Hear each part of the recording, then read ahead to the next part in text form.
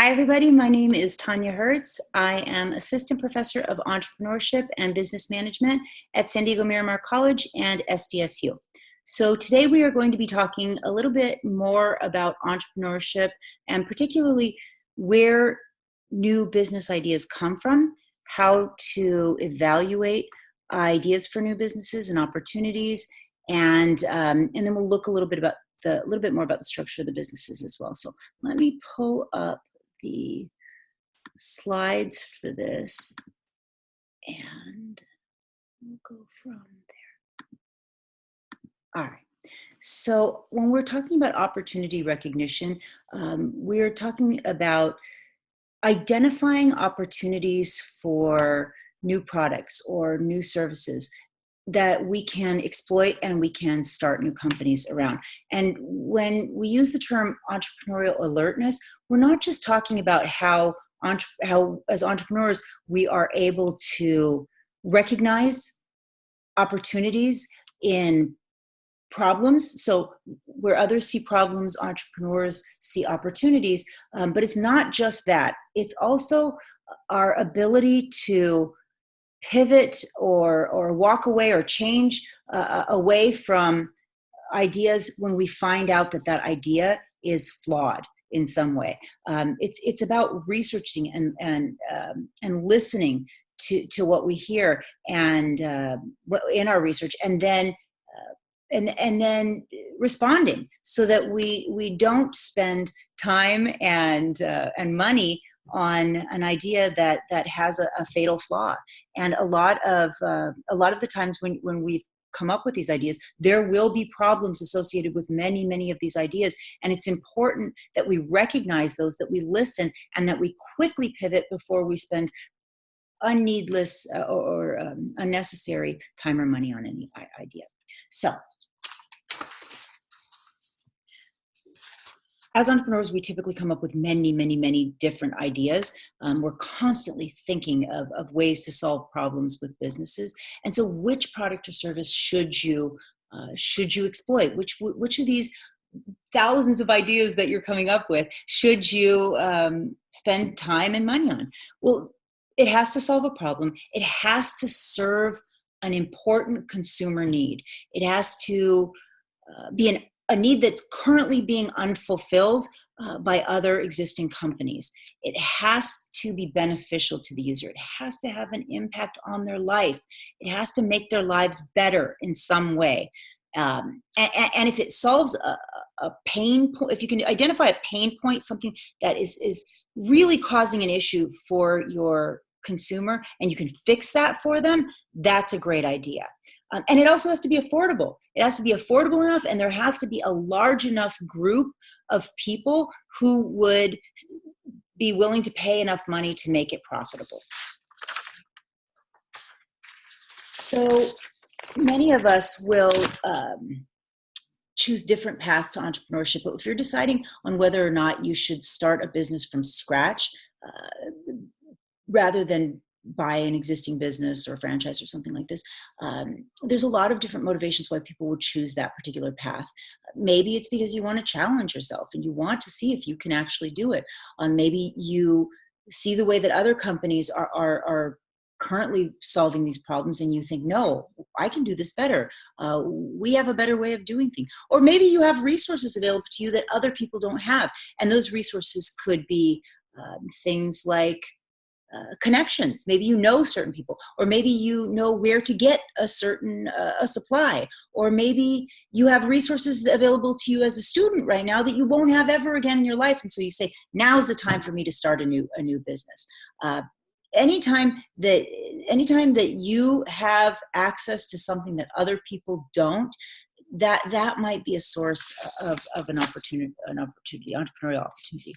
So typically, the kinds of ideas that do become actual companies, sometimes you'll see people finding a new market for an existing product or service. So an example of this would be perhaps you were on vacation and you noticed that in Germany they have this amazing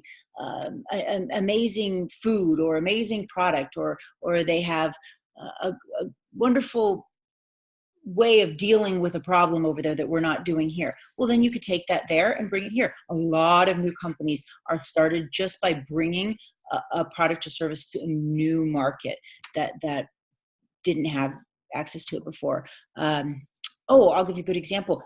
I have a friend who's been in entrepreneurship, a fellow entrepreneur for a long, long time, and he started a lot of successful companies. He just started a company a few years ago that's doing very well, and what he's done is he is not doing anything new under the sun. He's just bringing it to a new market. He's selling trusts and wills, creating trusts and wills for people, but for a new demographic of people. So usually the people who get trusts or write a living will or something like this will be the baby boomers, the older people.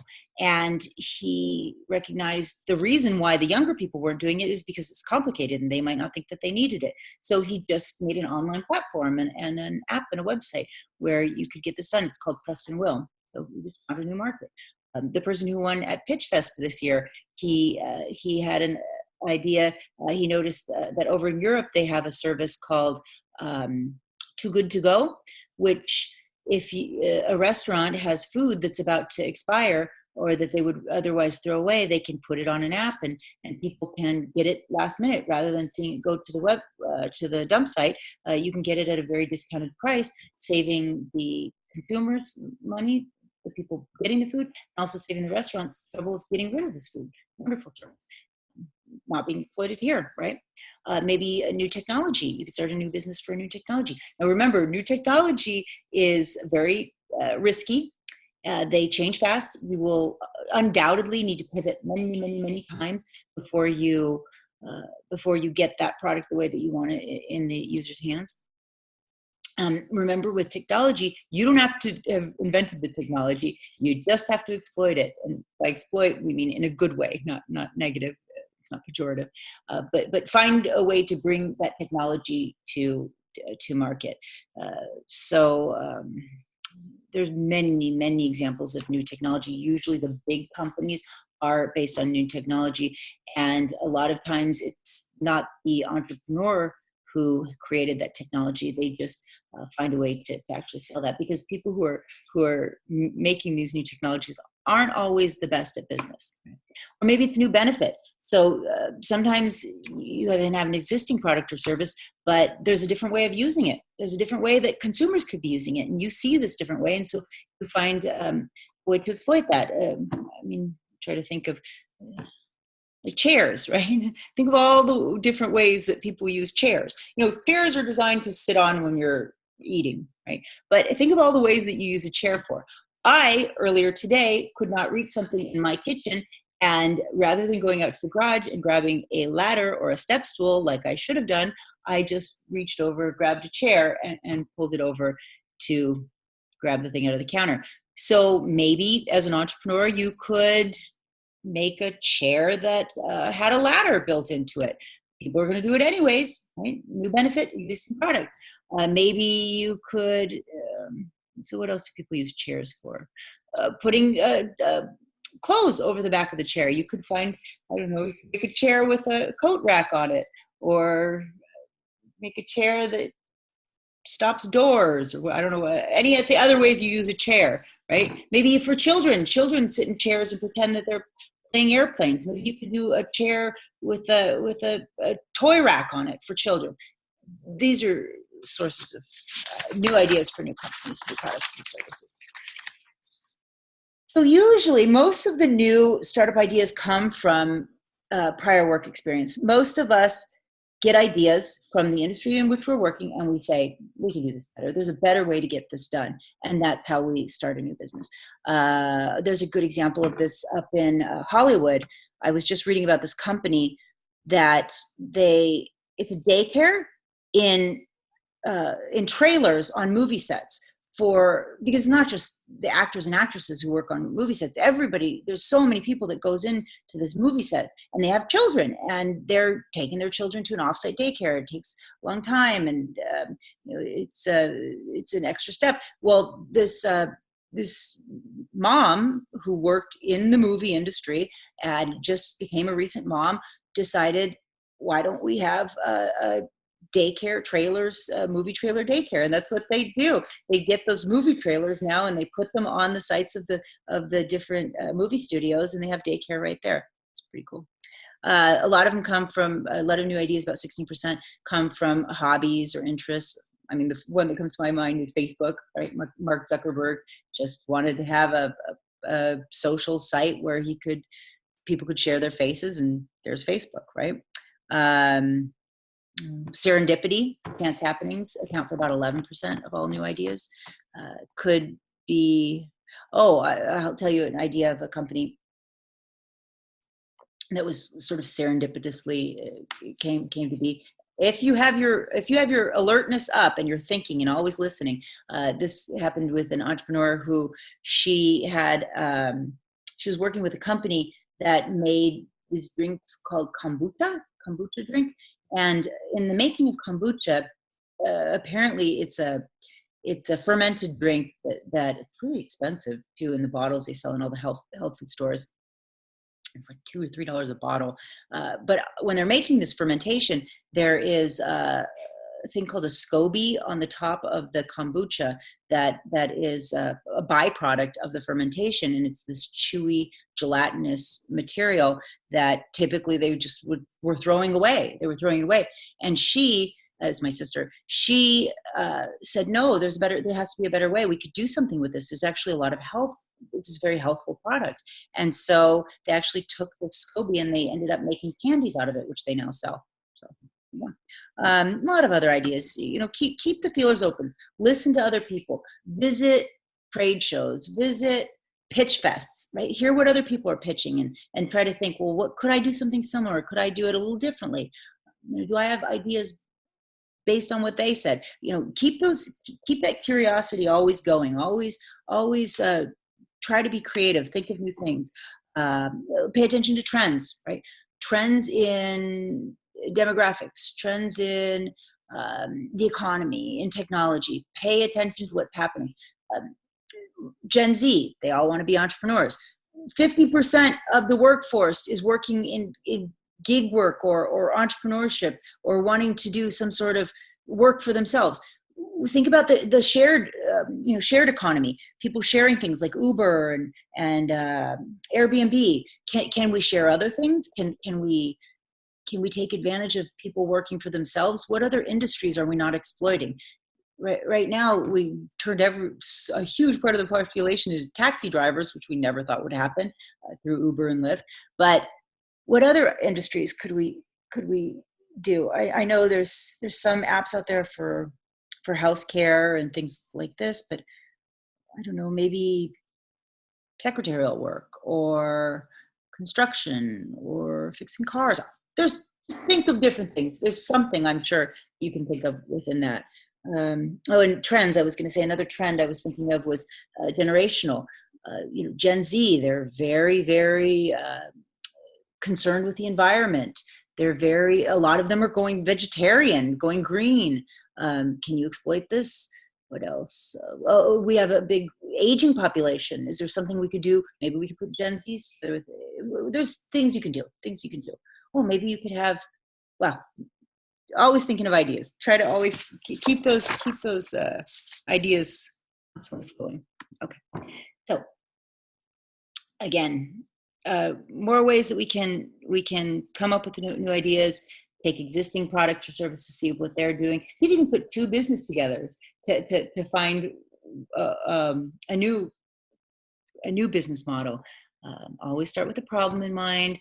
Look at trends, look at fads. What are happening with fads right now? Is there a current fad that isn't being exploited by a business, right?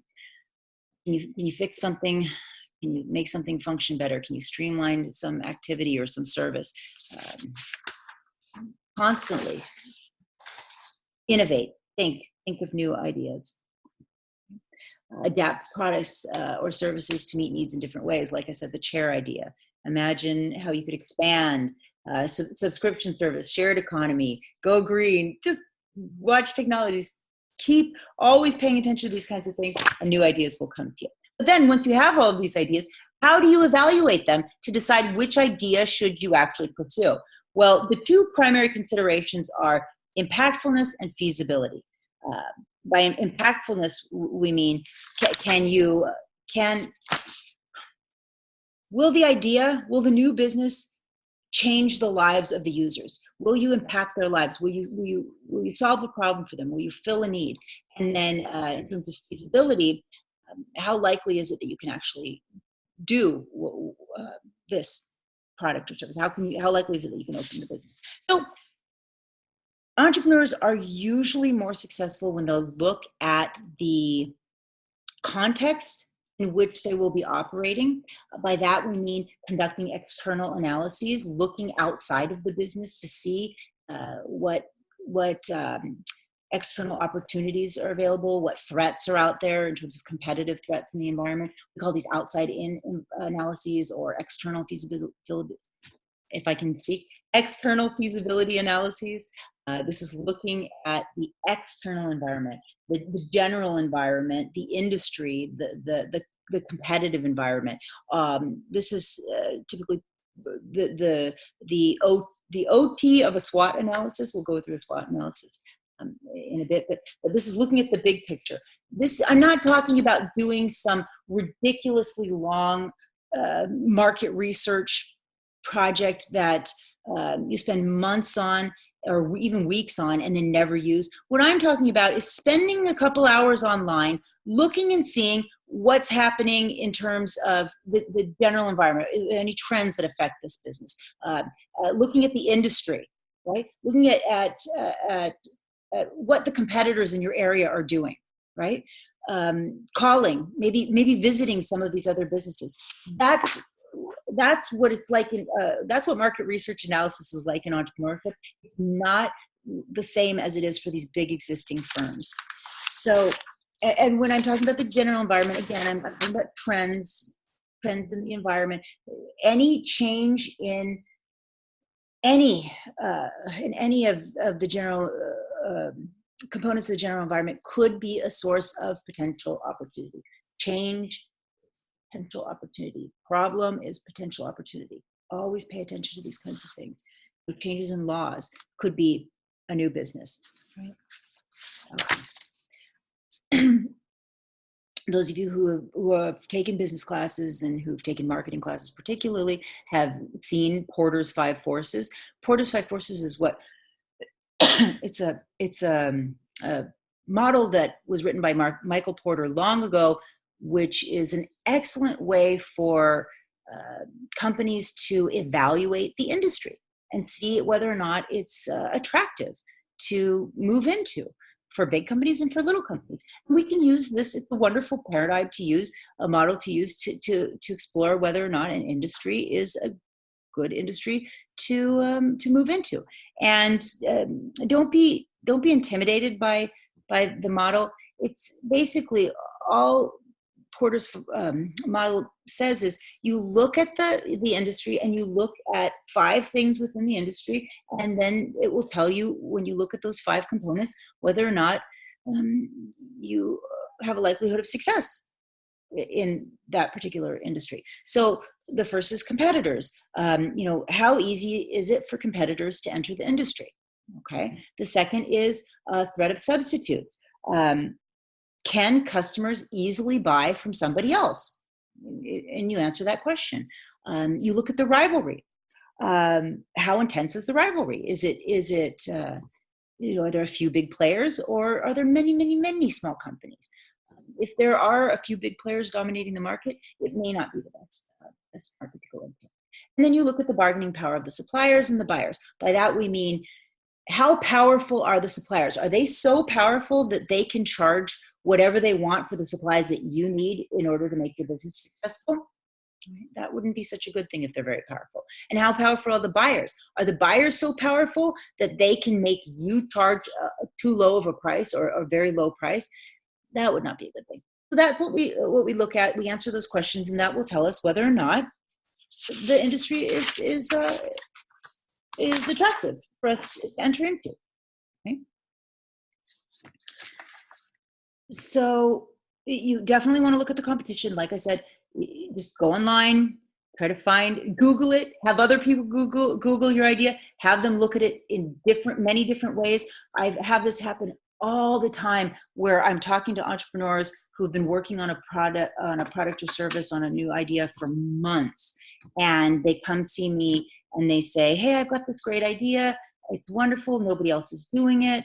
And I look it up and I say, yes, there are 3 other people doing something very similar. And it wasn't that they didn't look, it's just they didn't look the right way. So you really want to make sure that you're trying to research to see if something like this exists many different ways, because a lot of times your competitors will be very new. And so their business might be kind of hard to find online, even if they've been in business for 5 years. It just happened the other night where I had somebody who, gosh, it was a great idea for a company. I'm not going to tell his idea, but he basically didn't find that there was somebody doing exactly the same thing, and they'd been in business for about 4 years, and it was enough to where he had to change his entire business model. So make sure you're looking at the competitors. Look. Go out, look to visit the nearby, anybody who's in your area, and see if there's a way that you can move in there without them pushing you out. Maybe you could even form a strategic alliance with them, right? Is there a way that you could join forces and do something together? How do you think they're going to respond when you come in? And are there any weaknesses in those competitors? Is there anything that they're not doing that you could do and thereby gain some market share? That's one way to look at a business. We also can look from the inside out. This is the internal analysis. This is the feasibility from the perspective of us, what we know, and the resources that we have. Right. This is basically all of the resources and capabilities, tangible and intangible, that our business or us as founders have. And I apologize, on the bottom of this screen, the capabilities is cut off here. I put it on the other screen on the next page. By capabilities, what we mean is the knowledge, the skills, the abilities that we have, the routines, the processes that we can put together to achieve what we want to achieve. And hopefully, once we know what resources we have and the capabilities we have, those will hopefully create core competencies for us as a business. So core competencies are our strengths, are what we do better than anybody else, which will hopefully give us a competitive advantage over our rivals. This is what we do best, what makes us strong, and what sets us apart. This is the personality of our business. This is the core focus of our business, what we do better than everybody else.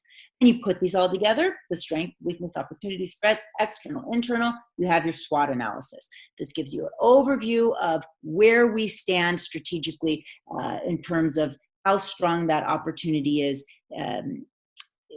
or how strong the opportunity might be. Right. So you can actually complete a SWOT analysis and include that in your feasibility analysis if you're doing a paper feasibility analysis or writing even a business plan, because it's a really good way to see clearly, externally and internally, what is good about our company, what's bad about our company, right?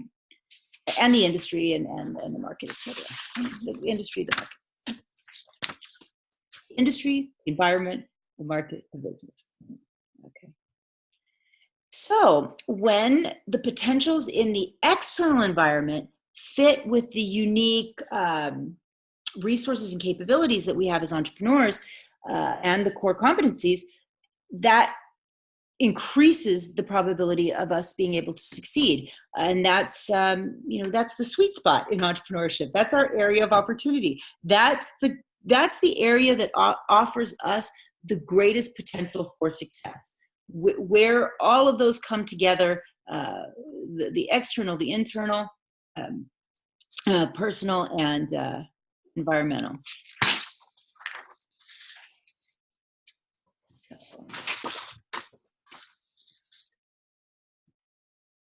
it's important that we create strategies in order to increase the probability that we succeed. So a strategy is different than a goal. A strategy is more a plan of action, rather than a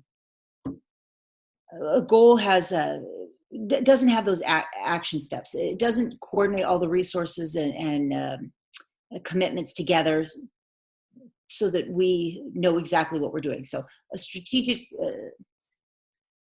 strategy is a plan of action. A strategic decision is the decision that we'll make that will help us to hopefully create a sustainable competitive advantage. So a competitive advantage is an advantage that we have over the competition. A sustainable competitive advantage is something that we do better than the competition, that creates value in our industry, that we can protect and is likely to endure over time, that somebody won't just copy what we do. So it's important that we choose the strategy that best captures our opportunity. By that we mean, so companies competing in the same industry have different strategies and different strategic approaches to try to gain a sustainable competitive advantage. So some companies will choose a cost-based strategy. This is not an effective strategy for a new firm. So a cost-based strategy means that you're trying to compete. Mainly, your main point of differentiation is cost, price. You are cheaper than everybody else. That is difficult for an entrepreneurial company to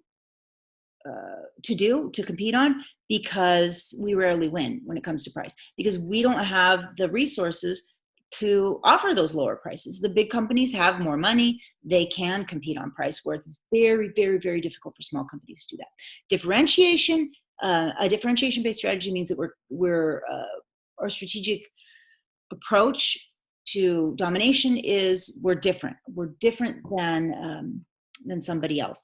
And this is a good strategy as long as you can protect that unique approach to solving the problem. It's great to be different. It's wonderful if you can have some sort of unique advantage over the competition. But in the competitive industry, it's difficult to stop the existing players from copying what makes you different. So if, for example, okay, let's say you wanted to start, I don't know why I keep thinking of daycare, but you want to start a daycare and you were thinking, okay, nobody else in my area offers a daycare at night, and we happen to have a lot of our workers are working at night. I'm going to start a nighttime daycare, and that's a great differentiation-based strategy. The problem is that strategy can easily be copied. If you're successful, others will see that and they'll start operating at night. Now, if you have a focused strategy, that means that you're going to try to dominate your market by focusing in on a very narrow niche market, and you are going to then dominate that particular market. You're going to make connections, relationships with your customers in that market. They will know you well. They will become loyal to you. And even if somebody tries to copy your strategy or copy your point of differentiation, your uniqueness, they won't be able to take your customers, because your customers have become your customers. They've become brand loyal. And so a focus strategy tends to be the best strategy for entrepreneurs. Focus combined with differentiation. You definitely want to have something unique about you, but you definitely want to start with that focused, narrow, niche target market that becomes brand loyal. I say niche, but a lot of people call it niche market. So riches and niches, that's wonderful for entrepreneurs. Become an expert. And implementing that focus strategy is, again, focusing on that single subset when you first start, that small, narrowly defined initial target market, and then emphasizing just one product or one service and doing it right so that quality is optimum, and then limiting that market in terms of not just purchase behaviors and psychographic differences, but geographically keep it very narrowly defined at first, and then become the number one. Be the expert, be superior, be the best in that market, in that area, in that region. And there's advantages. Like I said, niche means you're shielded from direct competition. You can become an expert, but those markets can erode if competitors are able to imitate your strategy, and you lose your point of differentiation, and a lot of new people are coming in and taking over your business. It can still happen. There's no one strategy is perfect, but there are better strategies than others for a small business. All right. So screening the idea, there are other different tools we can use to decide whether or not an idea is strong. Look at the industry, look at the competitive advantage, look at the capital requirements, and make sure that you're not starting a business in a business that requires too much money. If the capital requirements are too high for you to realistically enter, if it costs, for example, $10 million to start the new business, start a smaller version of that business, start a different pivot, change that model, pare it down, focus on maybe a smaller subset or some way that you can actually afford it. Make sure that the capability of the founders is there, that you have the right knowledge, skills, abilities, and other characteristics, that you know the right people, that you know the right things, and that you are targeting your initial product or service to a very narrowly defined niche market. Everybody is not a good initial target market. I heard that so many times throughout the years. People will come to me and give me a pitch, and I say, "Who's your target market?" And they say, "Everybody. Everybody's going to buy my product." Well, that's great if they do, but how are you going to advertise to everybody? How are you going to know everybody? Is an 82-year-old grandmother of 6 going to respond to the same advertising that a 16-year-old skateboarder is? Probably not. Narrow target market. What else did I want to tell you? Also, you look at the feasibility of the opportunity in general, in terms of the industry, the competitors, the market, the management, and we're going to talk a little bit now about fatal flaws. So fatal flaw is, and I think I might have even said this term to you a couple of times, fatal flaw is a flaw that is significant enough that it means you need to pivot or find another idea. So, like, for example, that when I was meeting with that entrepreneur the other day who had spent all this time working on this idea and never saw that there was other companies doing the exact same thing, that would be a fatal flaw. Right? He needed to now find a point of differentiation. He needed to find, can he change his target market? Can he do something different than what he was doing? So there can be many different fatal flaws. The point is, don't close your ears to them. When everybody is telling you that this is not going to work, I promise you it's not that they're just trying to put you down. Listen to people that you trust, and listen to your potential future customers. If they're telling you, no, I want something different, listen to them and change, right? And maybe you'll find that the startup costs are way more, or there's not enough money in it, or the competitive advantage you thought you had, you don't have, or it's just too easy for people to copy it, or whatever it is. Just don't close your ears to fatal flaws. So success is usually the result of three primary elements that come together: the market potential, the industry, whether or not the industry is attractive, and then probably the most important is the management team, the leaders, the people who are starting the company. Do they have the right connections? It's what they know and who they know. And if that's not there, then it's going to be really difficult for them to pull together everything else and actually make it work. So you definitely want to look at the founding team. It's probably the most important element if you're going to name one most important element. Do they have the capabilities and the resources to make it happen? Are they passionate about this product or service, this business idea? Does the company's vision fit with the values and morals and ideals and beliefs of the founders? Are you comfortable with the amount of risk that's involved with it? You know, it might be a great idea. Like I had a team last semester that came up with it was a great idea. And now companies are actually doing it. It wasn't last semester, I'm sorry, it was last year. They came up with an idea for an app that will let you know how dirty a bathroom is, so that you can, it's like a Yelp for bathrooms, so that you can decide maybe to drive a little further and go to another bathroom, public restroom. It was a great idea. Like I said, somebody's doing it. But do you want to spend your life working on a dirty bathroom app? If that's not something that you can see yourself working endlessly and tirelessly on, perhaps you might want to refocus. You need to have a good grasp of the factors that will take for the business to succeed, and you have to have the ability to execute on these factors and make it happen. So it is knowing what it takes to make the business successful, and then doing it right. And then the final component is knowing the right people. So that is probably one of the most important components of the founding team. Knowing the right people, knowing who you need to ask when you don't know, who you need to ask for advice or for money or for anything else. So having those connections is vital. Critically important for success. I think that's it. Yeah, that's it. All right. That was fun. I will see you in the next video. Have a good one.